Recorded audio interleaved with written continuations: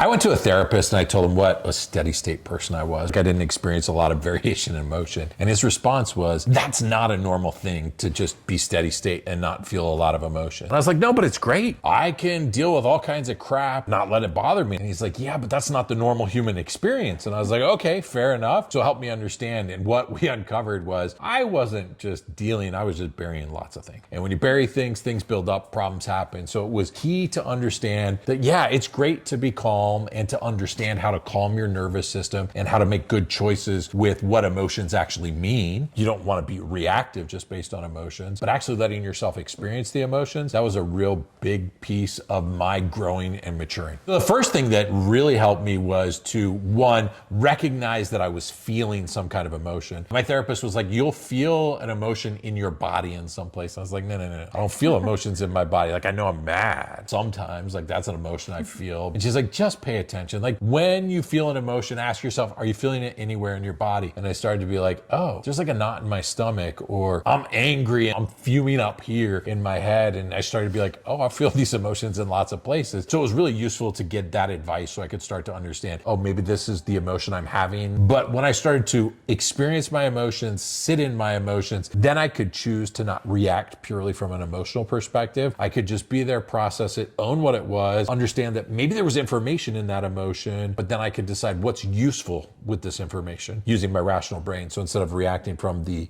emotional perspective and just trying to run away from the emotion, I start to react from okay, I processed that emotion. Now, how does my rational brain think about what I processed and what do I want to do with that? It just matures your decision making significantly, or at least it matured mine.